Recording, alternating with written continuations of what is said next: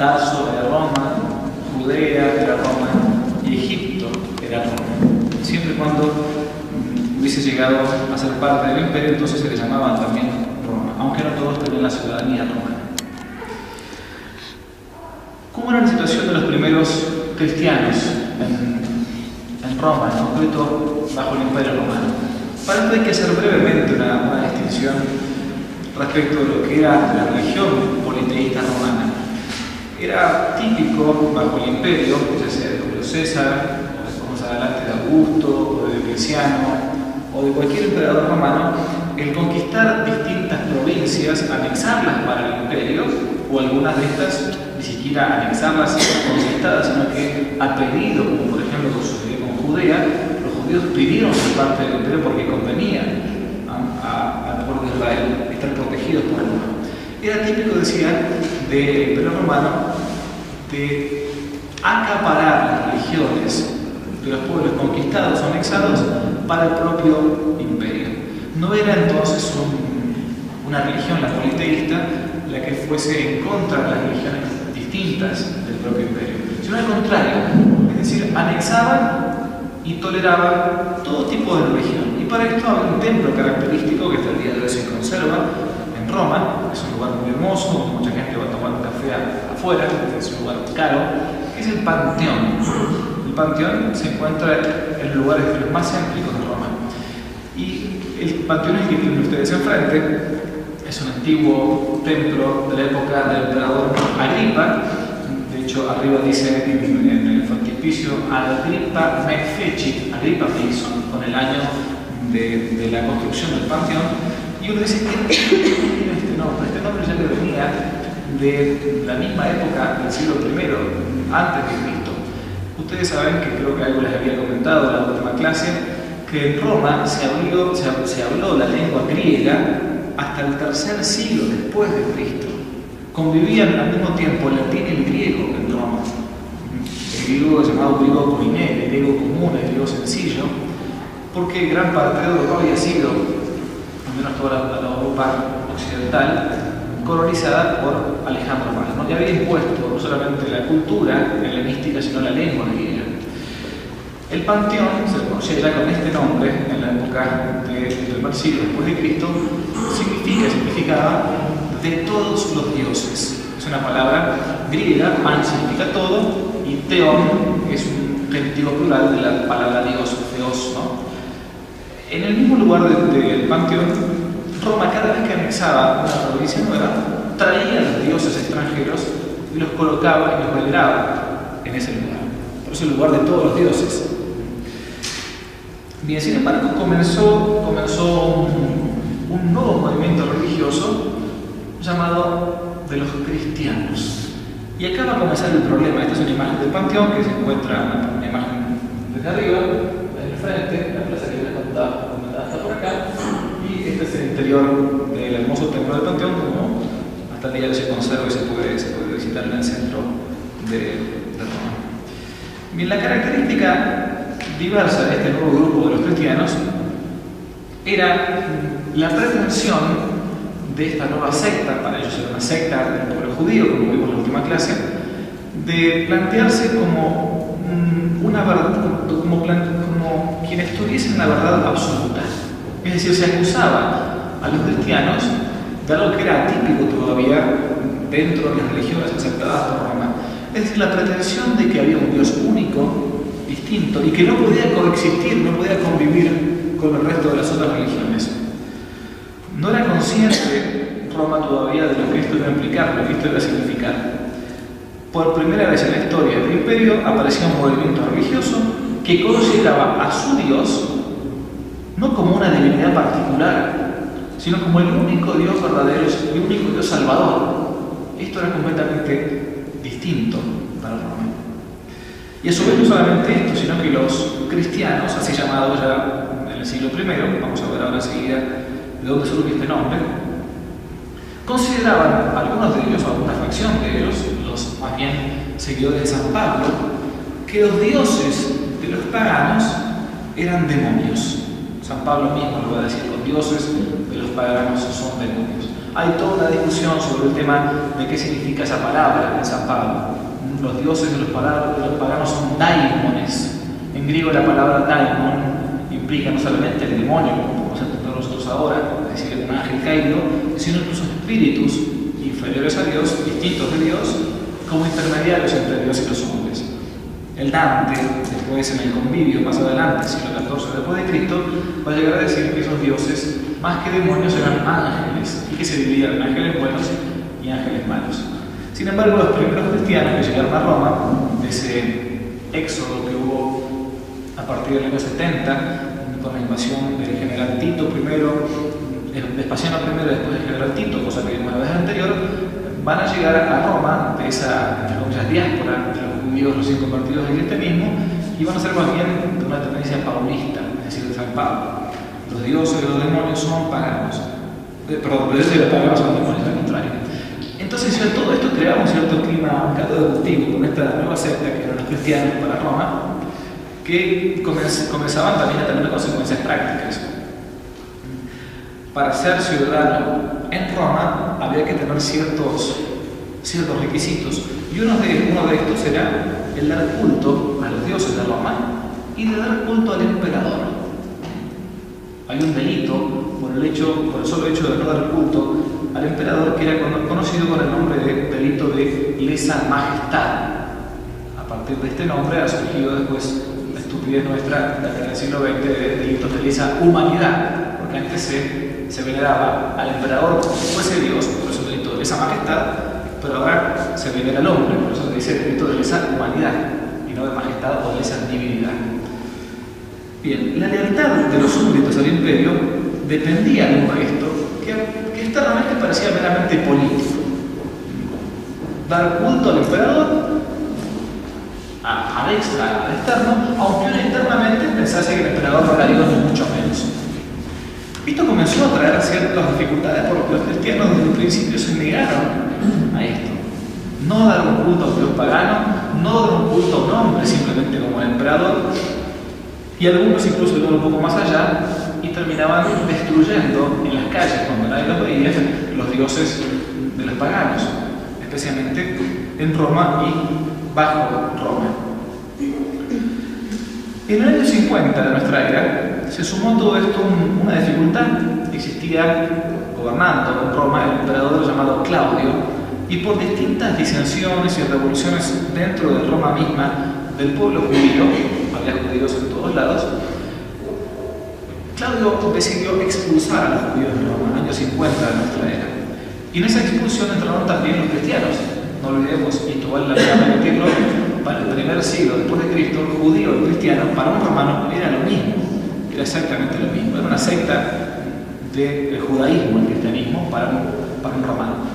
En esa primera expulsión de Roma de los judíos también entraron, lamentablemente cayeron en la volteada, por decir así, los mismos cristianos que se habían convertido al cristianismo. Esto lo narra Suetonio en un texto llamado La vida de los Césares, diciendo: Claudio expulsó de Roma a los judíos que provocaban alborotos continuamente a instigación de un tal Cresto. Es de las primeras veces que en un texto pagano se nombra a Cristo, se lo nombra con letras griegas, con caracteres griegos y con palabras griegas. Christos, significa, después nos va a pasar el nombre de Cristo. Ya en el año 50, sin embargo, todavía no hay una persecución contra el cristianismo directamente. ¿Cuáles eran las acusaciones que se hacían a los primeros cristianos? En primer lugar, que eran proselitistas, que hacían proselitismo religioso. Hasta el momento el judaísmo como tal no había hecho nunca proselitismo. Ustedes no van a encontrar nunca que un judío toque la puerta de la casa para ofrecerle comida kosher o para decirle que se conviertan al judaísmo. No hay este proselitismo, porque la religión judía es una religión de clanes, de familias, concretamente más bien racial. Los cristianos aplicaban un atributo completamente universal. Después del sermón de la ascensión, ir por todas las naciones, dijo Cristo, antes de subir a los cielos, bautizando y enseñando a toda la gente lo que les enseñaba. Bien, y los judíos entonces, o secta de los judíos, como podían ser los cristianos, eran proselitistas, en primer lugar. Hacían propaganda religiosa. En segundo lugar, eran tildados de ateos. ¿Cómo puede ser que sean ateos los cristianos? Ateos en el sentido romano del término, es decir, no creían en los dioses paganos.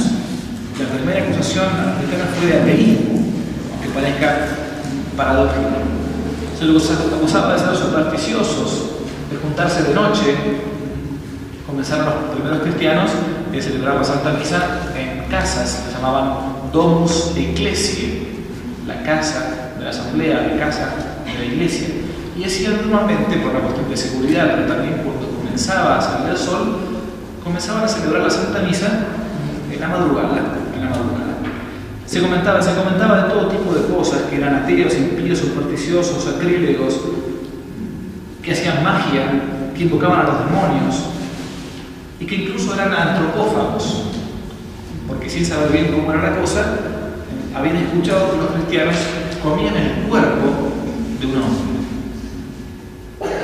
El cuerpo de un hombre en esas ceremonias. Bien, había una dificultad.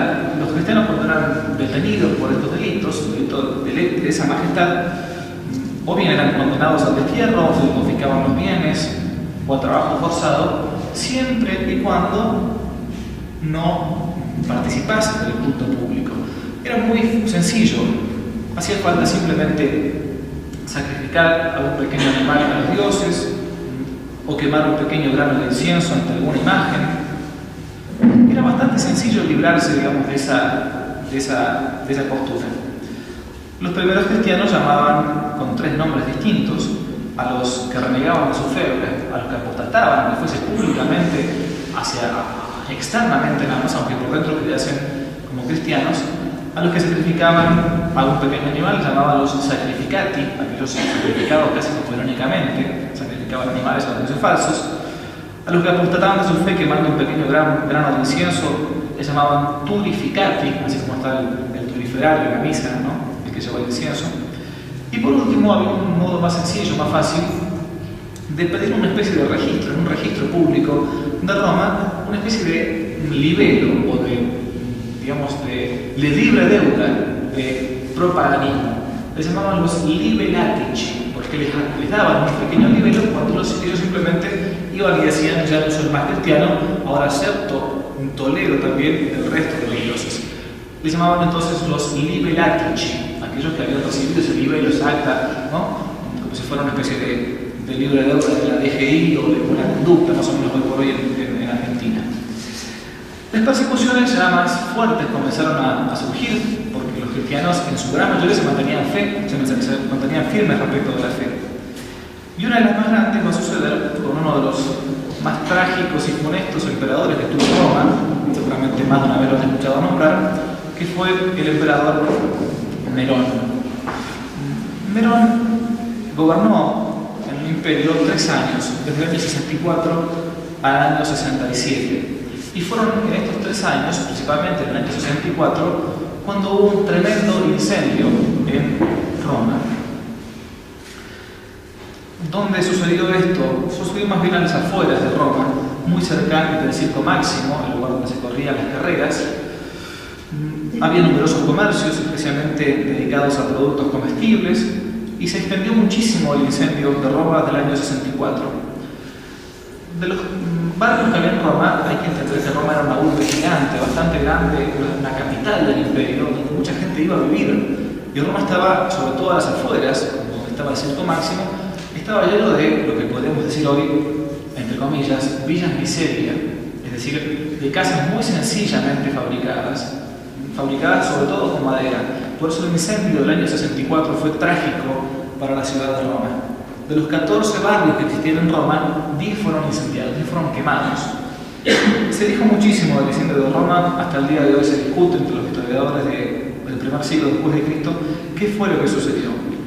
Muchos acusan al mismo Nerón, un hombre psicópata, un hombre realmente psicópata como era, de haber quemado a propósito gran parte de Roma para liberarse de las villas o de la gente pobre de la ciudad de Roma. Nerón, para que ustedes se den una idea, llegó al colmo de matar a patadas limpias a su mujer, Popea, y a su propia madre.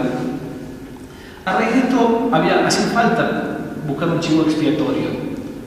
Y como narra el historiador Tácito, para acallar los rumores, decía Tácito, del incendio de Roma, mucha gente se indicaba a Nerón como el culpable. Nerón entendió que era oportuno señalar como culpables a unos individuos odiosos por sus abominaciones. Estoy leyendo el texto de Tácito, a los que el vulgo comenzaba a llamar cristianos. Crestos, cristianos, año 64 de nuestra era. Reprimida de momento ya la rebelión de los judíos, años 50, la discusión que recién vimos, quedaban todavía los cristianos, y entendió entonces Nerón que era el mejor modo de deshacerse de ellos. Acá tenemos en imagen el emperador Nerón, es detrás del Coliseo, muy cerquita de allí, está el Circo Máximo, este es el Coliseo donde está. Este es el texto que les comentaba. Fueron detenidos primero los que confesaban su fe, luego por indicación de Nerón, otros muchos acusados no tanto de haber incendiado la ciudad, cuanto del odio contra el género humano. Es decir, se los acusaba los cristianos de tener odio contra todo lo que fuese humano. Bajo la persecución de Nerón van a ser martirizados los dos grandes apóstoles, los príncipes de los apóstoles, San Pedro y San Pablo. ¿Dónde fue martirizado San Pedro? Como era un extranjero, no era romano, va a ser martirizado boca abajo, crucificado, como vimos la vez pasada, en el circo de Nerón. El circo de Nerón, que se encontraba en una de las 7 colinas que tiene Roma hasta el día de hoy. A Roma se la llama la ciudad de las 7 colinas.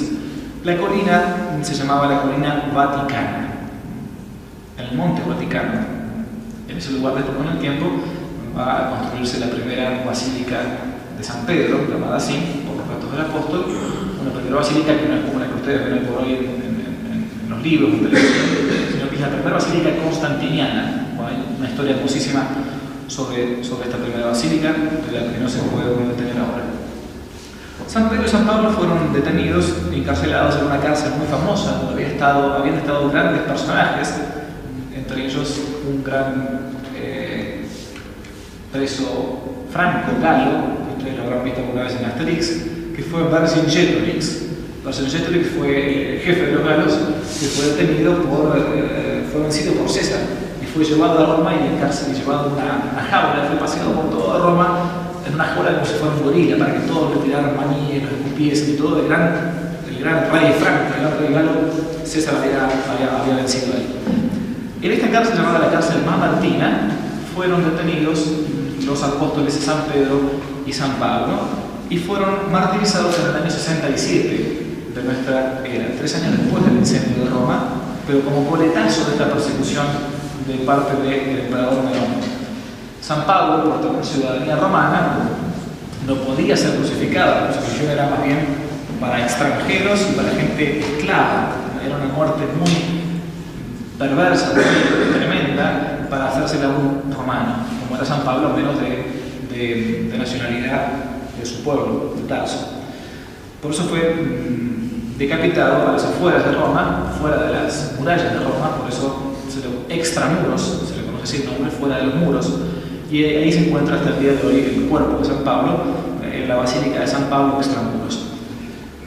Sin embargo, otros cristianos, como San Andrés o simplemente San Pedro, como vamos acá, fueron crucificados. San Pedro en la colina Vaticana, donde se encuentra hasta el día de hoy entonces el San Pedro y Vaticano. ¿Cuál era la base jurídica de la persecución contra los cristianos? Se decía que la religión cristiana era una religión ilícita, era la única religión ilícita del imperio. Y repito, siempre por la misma acusación.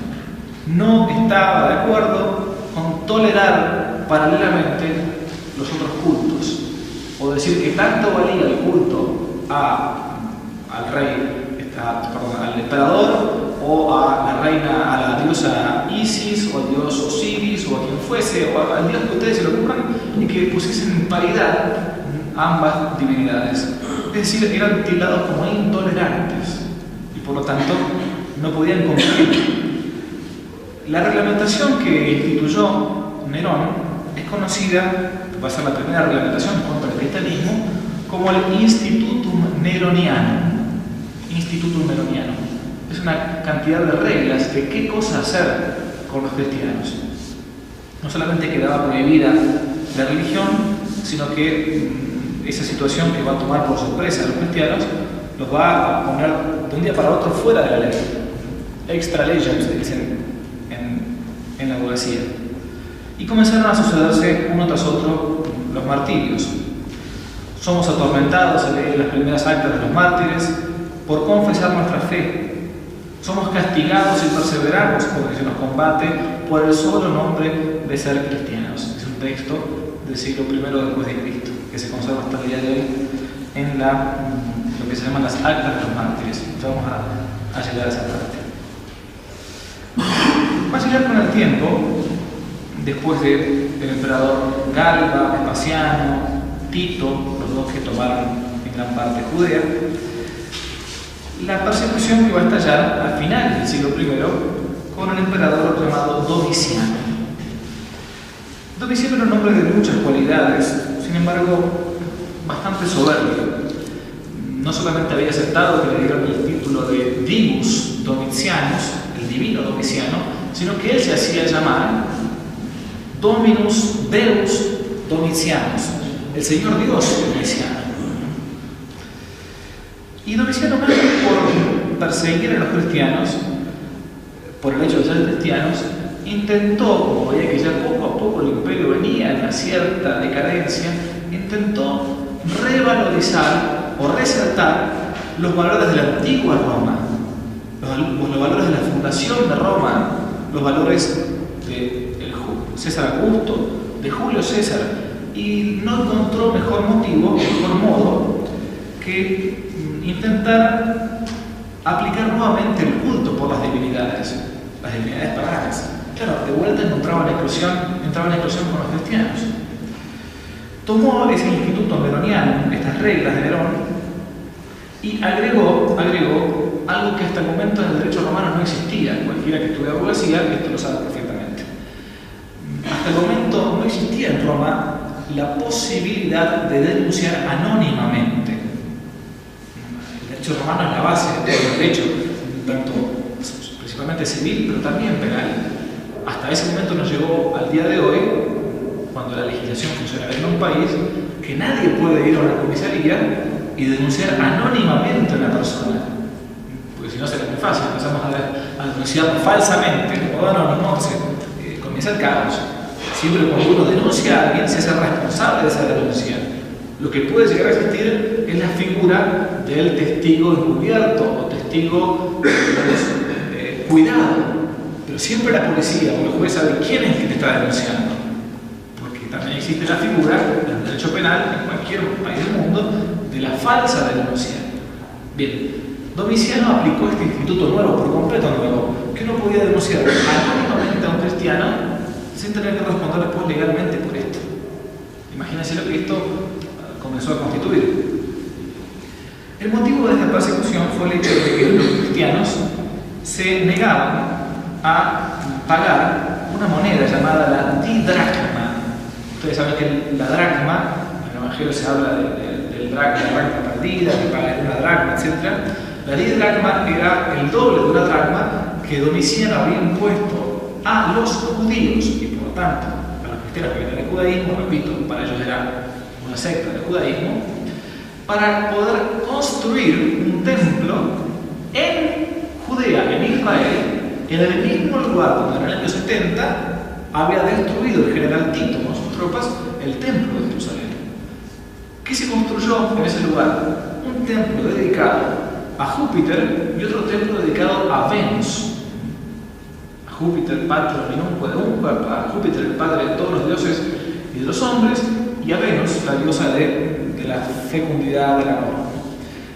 casi como una especie de humillación, se les cobraba a los judíos y obviamente a los cristianos un impuesto para poder construir con su propia plata un templo en Israel. Una cosa bien hasta sarcástica de parte de los romanos.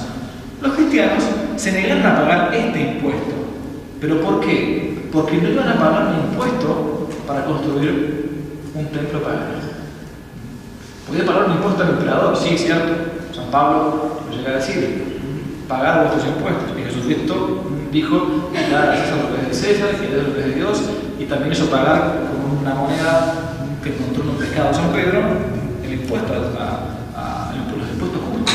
Pero los cristianos decían, esto es un impuesto que no es justo y no podemos pagarlo. Esto generó entonces la gran persecución de Domiciano.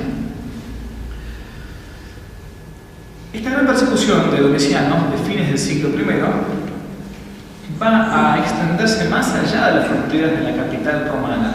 Va a extenderse a lo largo de todo el imperio. Domiciano va a hacer que este instituto neroniano del que les hablaba antes se aplique a todo el imperio romano. Tertuliano, ya un autor cristiano, va a decir esta frase que ha quedado para la posteridad. Los cristianos, estoy citando, tenían la culpa de todos los males. Si el Tíber se desborda, el Tíber es el río, el Tebel, ¿no?, de Roma, si el Tíber se desborda o el Nilo en Egipto no riega los campos, la culpa es de los cristianos. Si el cielo está nublado o si la tierra tiembla, la culpa es de los cristianos.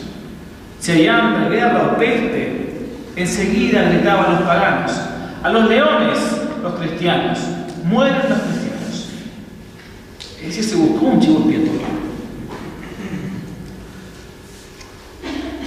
Vamos a ver un breve video, si funciona esto, es la primera vez que lo hago, de un extracto de una película bastante moderna, una especie de remake, un rehecho de la película Quo Vadis, en base a la historia de este autor polaco Sienkiewicz. A ver si funciona. Es una persecución dentro del Coliseo.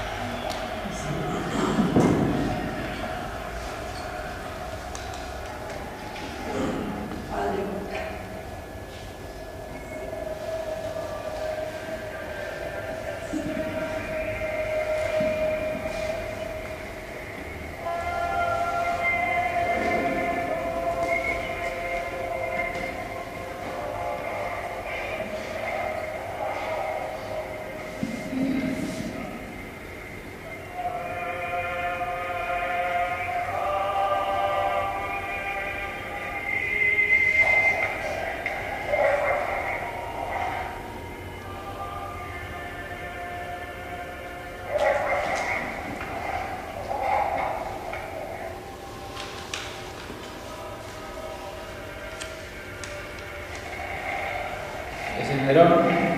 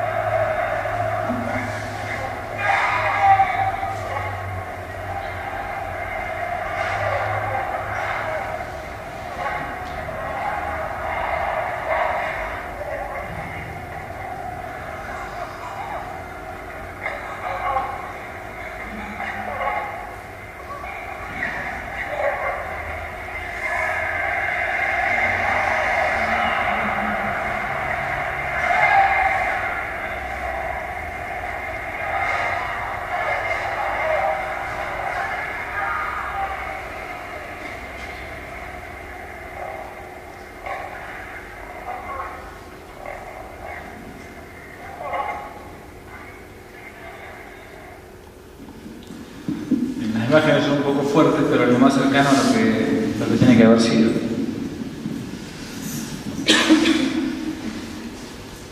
Hubo martirios memorables.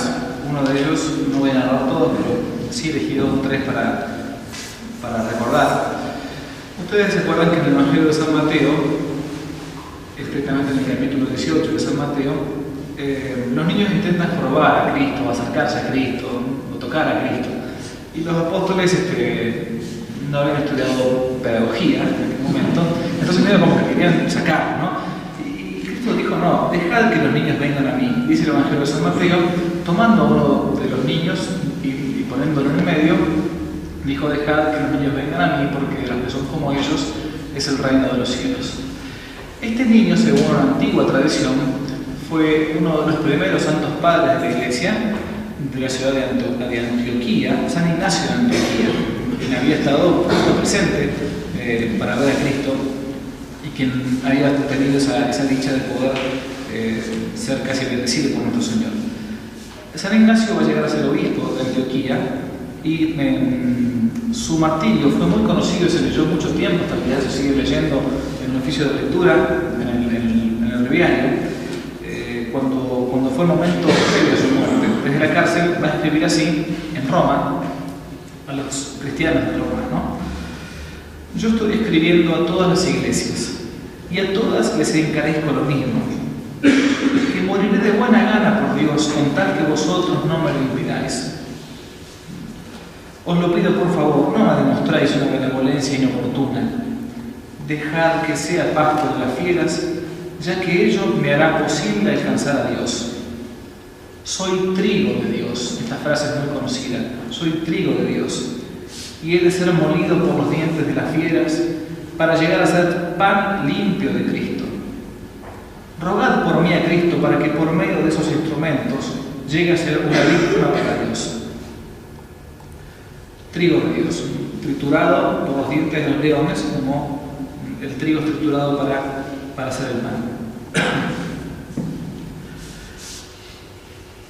Las persecuciones que van a venir después, a partir del siglo II, se van a suceder una tras otra, pero no de modo tan enérgico, a menos sistemático, como bajo el emperador Nerón y el emperador Domiciano. Uno de los emperadores va a ser el emperador Trajano, quien va a intentar hacer lo mismo. Trajano tiene cosas muy buenas incluso desde el punto de vista político para Roma, pero va a intentar acomodar nuevamente la mente del romano para volver a aquellas tradiciones antiguas. Para hacer fuerte Roma poco a poco comienza a decaer, hay que volver entonces a las tradiciones romanas. Y las tradiciones romanas implican las divinidades romanas. Y las divinidades romanas implican que el resto de los ciudadanos de Roma acepte y dé culto a nuestras divinidades. Bien, por esto, una tras otra se van a suceder las persecuciones durante el siglo II. Los cristianos dejaron de tener ciudadanía, aunque la tuviesen, para ser llevados al circo. Es decir, más o menos, en vez de expulsarlos de Roma, simplemente se los utilizaba para espectáculos públicos. Es de esta época en que ustedes pueden ver las representaciones incluso del circo romano o de lo que sucedió después con, ustedes han visto la película El Gladiador, el emperador Cómodo es el hijo de Marco Aurelio, el emperador Marco Aurelio, que va a intentar revitalizar todo el tema de los juegos, el pan y circo que conocemos nosotros para embrutecer a la gente, ¿no? Pan y circo es comida para todos y dinero para todos, que es lo mismo, es lo mismo, es la misma cosa, no cambia demasiado. Bien, pasemos un poco más adelante. Son muchos los emperadores y muchos los siglos. Yo quiero dar un pantallazo general de todo esto. Va a haber una tetrarquía, es decir, el gobierno imperial por medio de 4 emperadores, que va a ser creada a partir del siglo III, fines del año 200, por medio de una presión moderna, nueva para ellos. Era la presión de los pueblos bárbaros que comenzaban a invadir Roma. Acá hace falta sí o sí detenerse. Siempre se plantean los historiadores por qué va a caer en el futuro el Imperio Romano. Y al menos un denominador común es decir que el Imperio Romano va a caer por su propio peso. Era tan vasto, tan grande, tan enorme, que era ya casi imposible dominar todo el imperio. Por lo tanto, era muy fácil poder abarcarlo de parte de las tropas o tribus bárbaras que comenzaban a asolar el Imperio Romano. No es verdadera esa tesis de un autor llamado Timón, que llega a decir que el Imperio Romano cae porque se convierte en el siglo IV al cristianismo. Timón, dije Timón, me confundí con el autor francés. Bien, la tetrarquía imperial, tratando de aunar fuerzas, va a sacar un edicto de un primer general llamado Galerio, que lo va a sacar de manos del emperador Diocleciano, donde va a sacarse un edicto público para todo el imperio, que implicaba que se cesase de permitir que se reuniesen los cristianos, incluso había barrios cristianos, que se destruyesen las iglesias y los libros sagrados de los cristianos, y que los cristianos abjurasen si estaban en alguna función pública, tenían que abjurar de su propia fe. No podían ser cristianos y ser funcionarios públicos, ¿no? Yo recuerdo que hace poquito, a un militar argentino que por el hecho de tener una hija monja y un hijo cura, esto hace año y medio atrás, no le dieron el plachet para poder ser ascendido al cargo equivalente de coronel del ejército.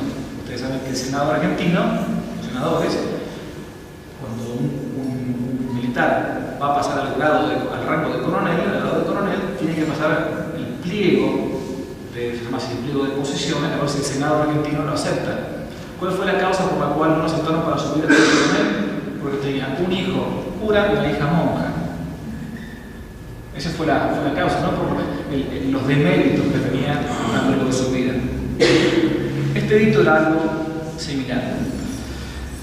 En marzo del año 304 va a aparecer un nuevo edicto con el que se va a extender a todos los cristianos la obligación, bajo pena de muerte, de sacrificar a los dioses. Algunos de los martirios a lo largo de todo el imperio, la Santa Perpetua y Felicidad, se nombran en la misa, en lo que se llama el canon romano, la primera plegaria eucarística, el canon 1. Los martirios se van sucediendo uno tras otro.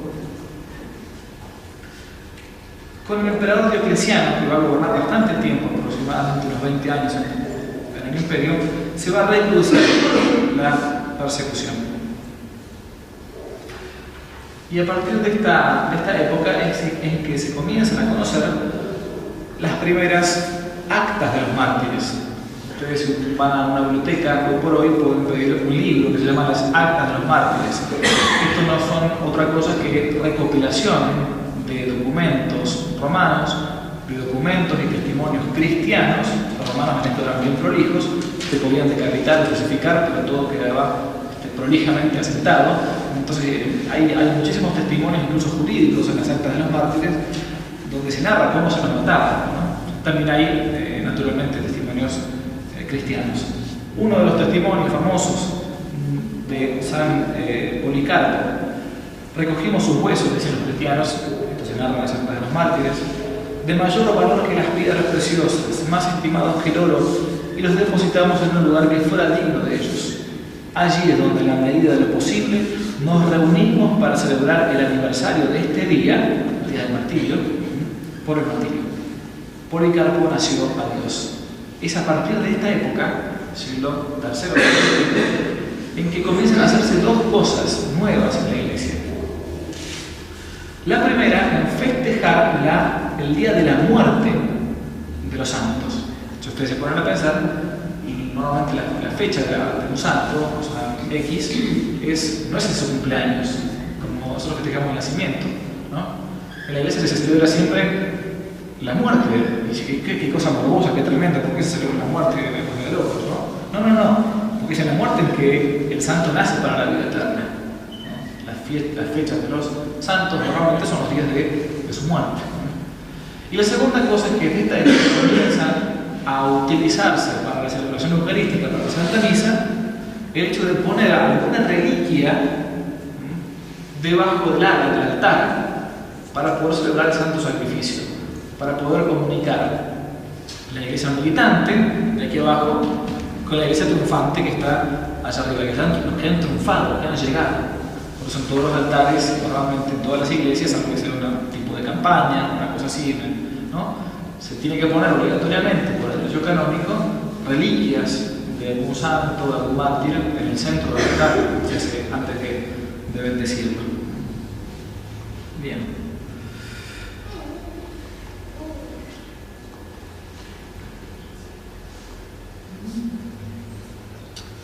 El testimonio de los mártires fue grandioso y hubo de todo tipo, pero Roma cada vez veía con mayor preocupación de que la religión cristiana no fuese, como era al inicio, una religión más bien de los esclavos, de la gente pobre, de aquellos que estaban en esos 10 barrios que se formó en Roma en el año 64.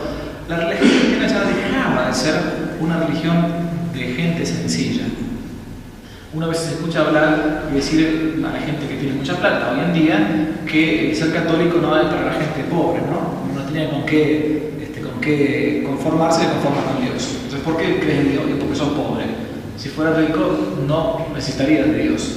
Bueno, eso inicialmente también se pensaba en Roma. La preocupación comenzó a ser cada vez más grande cuando dentro de las filas del propio ejército de las legiones romanas comenzaron a haber cristianos. El emperador Diocleciano decidió cortar por lo sano y decir que para ser oficial o legionario o simplemente soldado romano era necesario no ser cristiano o apostatar o jurar de la fe cristiana. Una de estas famosas matanzas de más de 6.000 soldados fue la matanza de los soldados llamado de la Legión Tebana. La Legión Tebana se encontraba en Tebas, en Egipto, parte del Imperio Romano en aquella época, el lugar donde teóricamente era Edipo de Tebas, esa tragedia de Sófocles. Bien, esta legión tebana fue liquidada por completo por el simple hecho de no querer apostatar de la fe de Jesucristo. Quien estaba al mando de esta legión fue el general Mauricio, San Mauricio, y este hermoso cuadro se encuentra en un cuadro pintado por el Greco, un gran pintor del Renacimiento español, se encuentra en el convento de los Jerónimos, es decir, el Escorial, en España, muy cerquita de Madrid. Fue un cuadro que fue hecho pintar directamente por Felipe II, que era muy devoto de San Mauricio. Bien, otra historia hermosísima que ustedes más de una vez quizás han escuchado, yo la quería narrar porque vale la pena.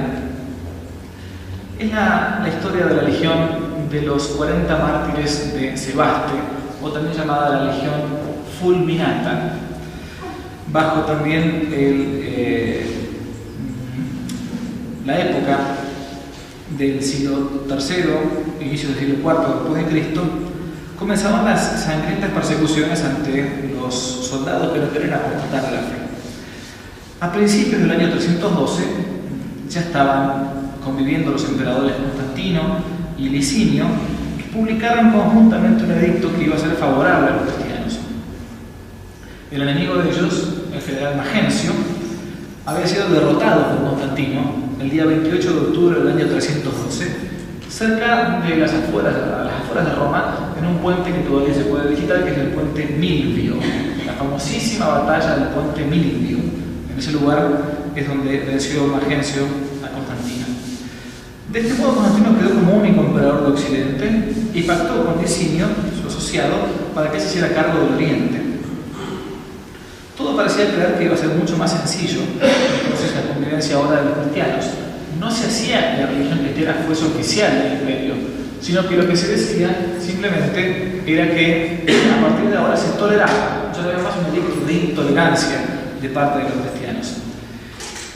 En Asia Menor, concretamente lo que hoy se conoce con el nombre de Armenia, se encontraba la 12ª legión romana, legionarios romanos, en la ciudad de Sebaste. Muchos de estos eran cristianos, y un edicto imperial mandaba a que los oficiales del ejército, entonces, contrariamente a lo que había dicho Constantino, rehusasen de su propia fe. Es decir, Constantino gobernaba en el Imperio Romano de Occidente, Licinio en el Imperio Romano de Oriente, pero Licinio no estaba de acuerdo con las reglamentaciones de Constantino. Entonces mandó que sus tropas apostatasen de su propia fe. El prefecto de la ciudad de Sebaste se enteró de que ciertos soldados persistían en la actitud de ser cristianos y que no querían sacrificar a los dioses, ¿no? Y por lo tanto que tenían que ser degradados y juzgados como traidores del Imperio Romano. A los soldados se los amenazó con un lento castigo en el caso de que se mostrasen contumaces, es decir, que no quisieran renegar. Entonces, esto lo han narrado muchos padres de la iglesia, de las fuentes que yo pude buscar. Yo siempre había escuchado este episodio narrado por boca de terceros, pero al menos San Gregorio de Nisa, San Basilio Magno sobre todo, son dos de los grandes padres de la iglesia que narran este episodio. El prefecto trató de intimidarlos, eran 40, pero no sabía qué clase de martirio pudiera impresionar a aquellos atletas. San Gregorio de Nisa decía que el prefecto les comentaba a los soldados: si los amenazo con la espada, no reaccionarán. Ellos están familiarizados con la espada desde su infancia, eran legionarios. Si los someto a otros suplicios, los sufrirán generosamente a causa de Cristo. Tampoco sus cuerpos curtidos por el sol, ni siquiera el aire, temerán el martirio del fuego. ¿Qué debo hacer? Fin de la cita de San Gregorio de Nisa. Pensó entonces en un suplicio más largo y más molesto. Llegó la sentencia y los 40 fueron condenados a morir por aterimiento, es decir, por congelamiento. Deben estar expuestos durante la noche, en pleno invierno, en un estanque completamente helado y allí aguardar su propio fin. Por eso es la imagen que se conserva. El lugar fue elegido para la ejecución fue un patio, un amplio patio delante de las termas de Sebaste, las termas de agua caliente. Los condenados podían tener a la vista las termas y podían ser vistos por el público. Bastaba con que ellos simplemente apostatasen para salir del estanque helado y pasar las termas calientes. Los tormentos de sus cuerpos tienen que haber sido espantosos. Para aumentar el sufrimiento, la gente les decía: pasen a las termas, pasen a las termas.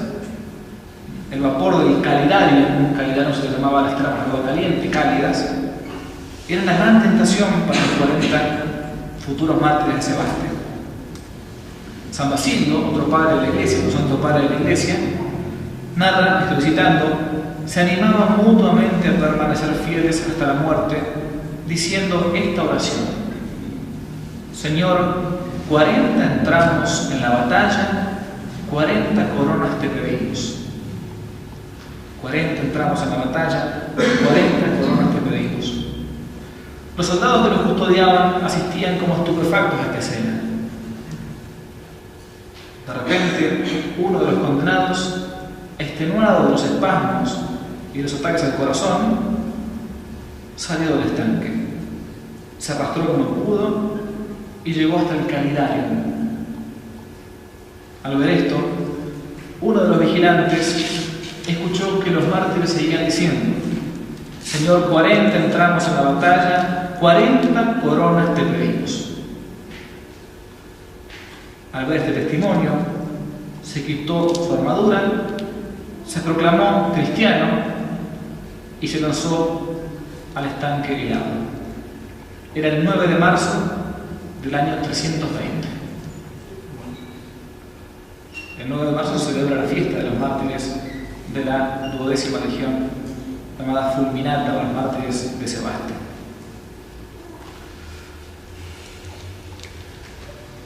Algo que hay que tener en cuenta, yo voy a ser muy breve en esto, no me quiero extender en absoluto, es que lugares de persecución eran todos para los cristianos, no había dónde esconderse.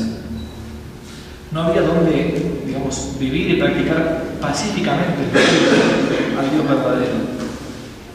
Es por esto que también tenían una segunda necesidad. Dentro de la religión romana, del paganismo, el modo de despedir a los muertos era simplemente quemándolos, incinerándolos, como se hace hoy paganamente, incluso también dentro de ambientes incluso cristianos.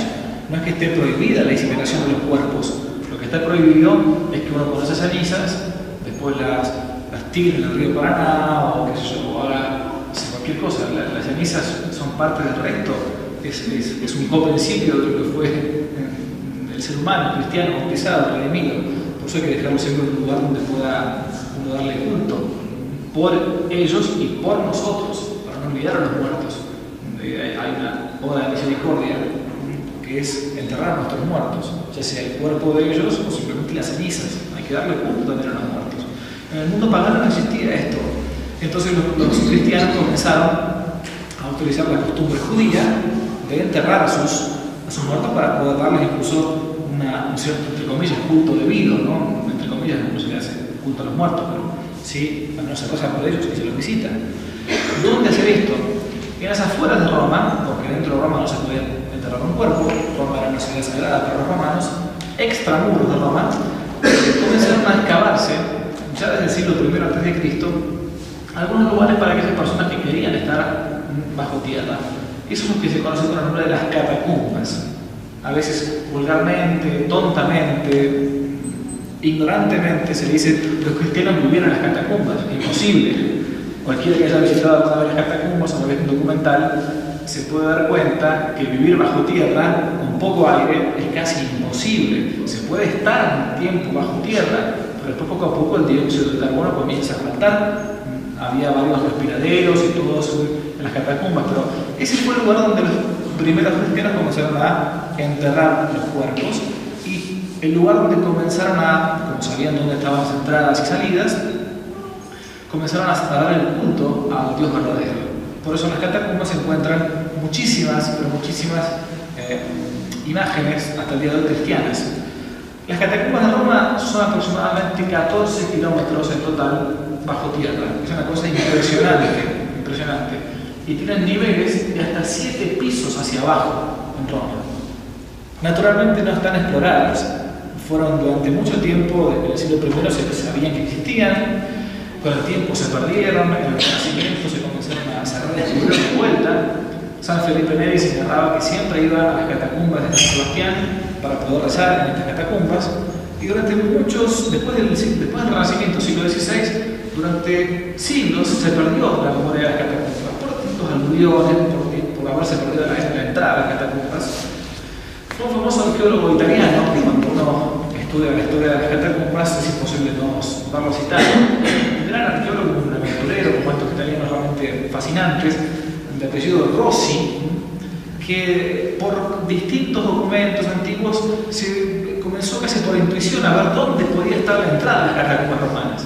Y fue Rossi el que terminó levantando hasta el día de hoy, o sea, el que puso los cimientos para lo que es el día de hoy la exploración de las catacumbas. Hoy por hoy solamente se puede visitar 1,3 kilómetros de las catacumbas de los 14 kilómetros que hay en Roma.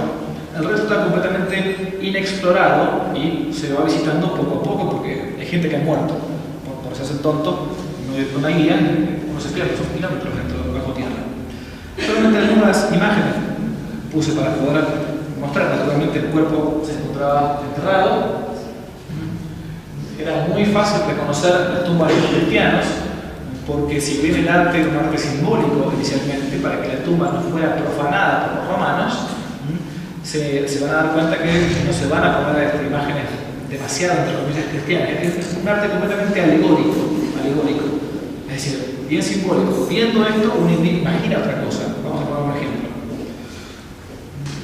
El ancla, la paloma. El ancla es un signo incluso de la cruz. La paloma es un signo no solamente del Espíritu Santo, de la paz, sino también la paloma con esta ramita a que les hace acordar a ustedes. Esa canasta de lluvia, ¿no es? ¿No? Hay una gran significación del cristianismo primitivo. Los pescados, los peces. La figura del buen pastor es una figura completamente romana, típicamente pagana, pero que va a aprovechar esta figura alegórica del cristianismo para recordar aquella palabra hermosa de Jesús, buen pastor. Cristo como buen pastor. Esto es algo precioso, esto es un símbolo filantrópico,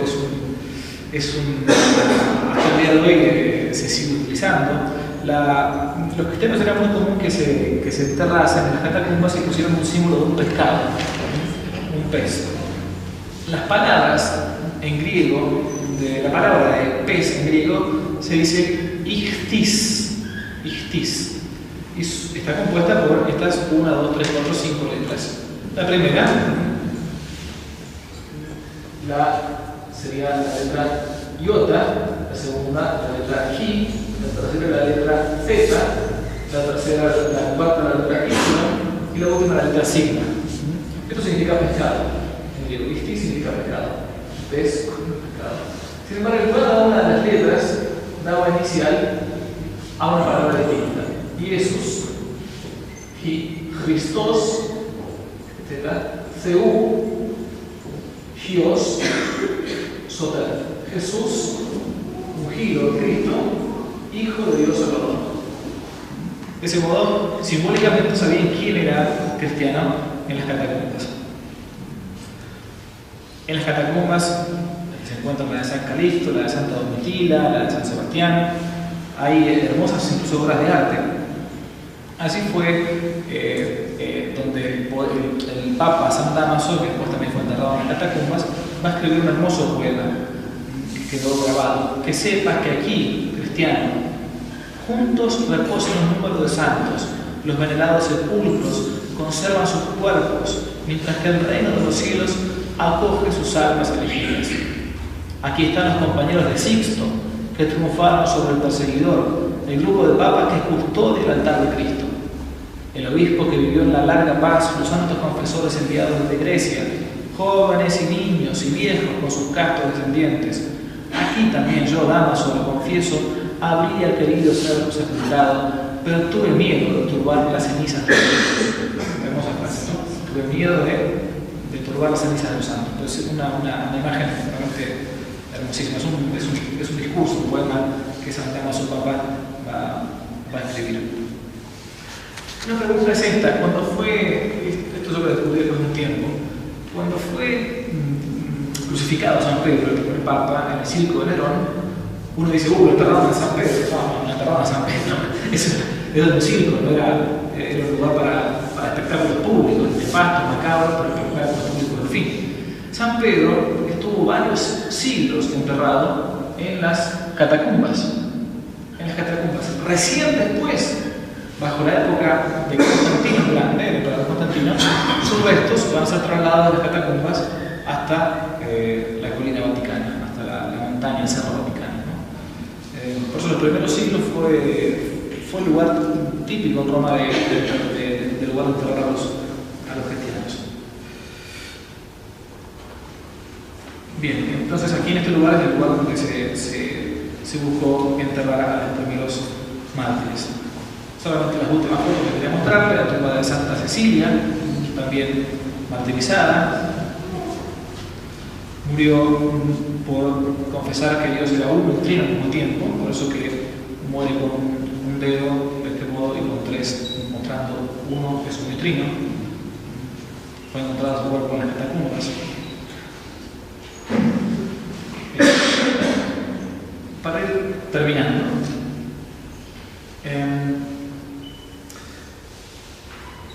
Borges decía que la historia parece circular, es decir, que lo que pasó antes va a pasar de vuelta. Estrictamente no es así, es una visión más bien pagana o agnóstica, pero es cierto que la historia muchas veces se va repitiendo, se sigue repitiendo.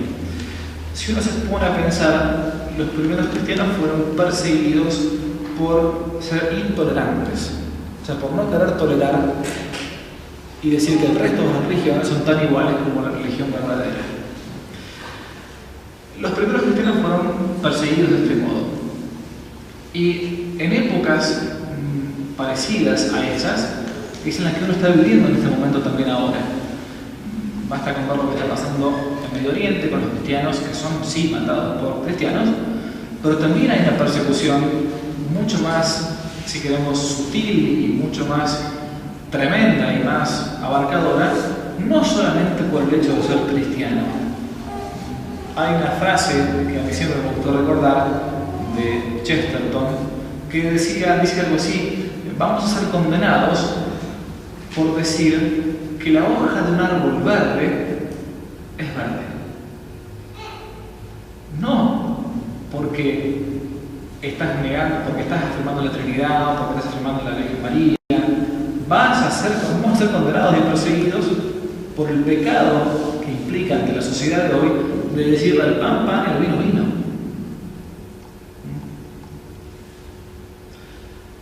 Esta es la frase: hay un pecado decir que es gris una hoja verde.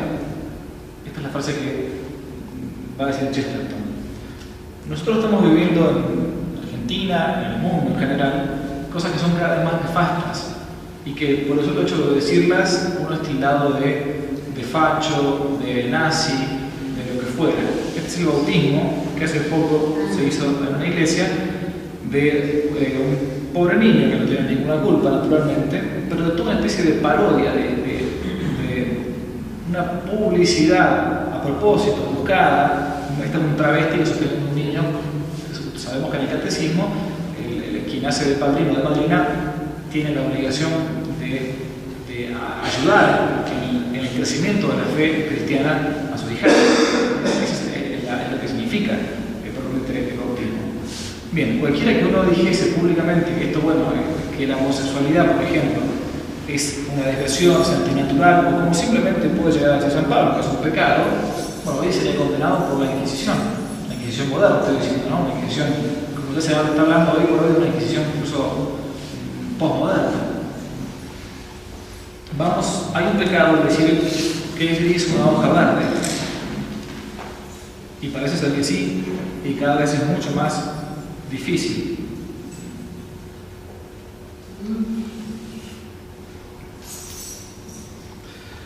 Aprovechando que estamos en el 40 aniversario de Jordán Bruno Yenta, quería leer unas palabras, ¿no?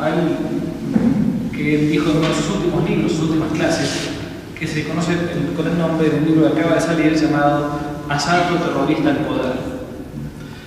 Después del 45, los únicos enemigos somos los que estamos a la derecha. A la derecha acá hay que entender por lo que entiende de derecha el enemigo. Estar a la derecha, y lo digo así simplemente por la contrariedad, para considerar términos contrarios. No hablo de la derecha en el sentido de la plutocracia, de la oligarquía, que nunca fueron derecha en ninguna parte del mundo, sino extrema izquierda. Hablo de la derecha en el sentido del arraigo a la tradición espiritual e histórica de las naciones cristianas. Hablo de derecha en el sentido de adhesión al orden natural cristiano de la vida, en la familia, en el municipio, en la escuela, en la universidad, en la empresa, en el Estado. Hablo de derecha en ese sentido, de adhesión a la civilización cristiana occidental, en el orden de sus verdades esenciales, en el orden de sus instituciones y de sus jerarquías naturales. Por eso, hoy por hoy sigue existiendo una persecución a los cristianos, tanto en Medio Oriente como también por esta especie de inquisición laicista que puede haber, que a un católico muchas veces nos retrae y a veces uno hasta puede sentir un complejo de mostrarse como católico, ¿no? De no querer públicamente decir que una hoja de un árbol verde es verde. Y no es gris. Porque por más que la mayoría diga que es gris, la hoja del árbol verde va a seguir siendo verde. Bueno, y con esto termino, entonces yo les prometí que iba a ser breve, con la tercera clase de la historia de la Iglesia antes de las persecuciones de Roma. Muchas gracias.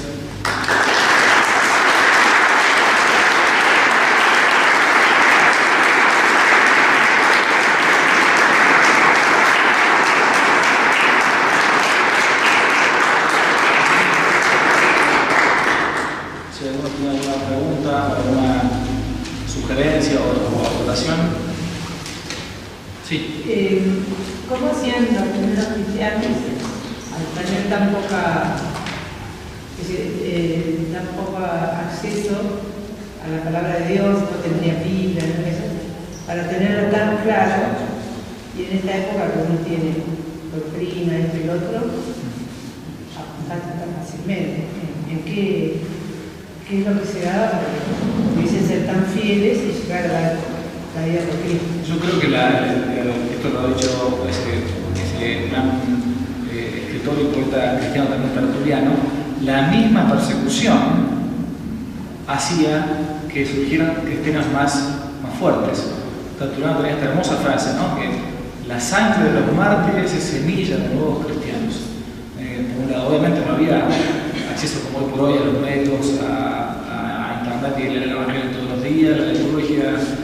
Uno tenía que escuchar quizás alguna lectura de alguna de las cartas de San Pablo, alguno de los 4 evangelios, se podía decir el primero después de Cristo y tratar de lo más importante.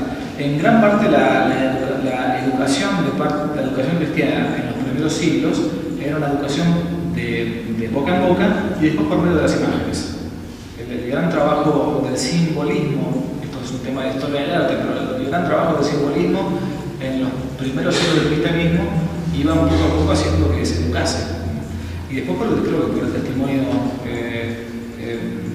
clarísimo de los primeros cristianos, ¿no? Los mismos apóstoles. De los apóstoles, ¿no? Sí.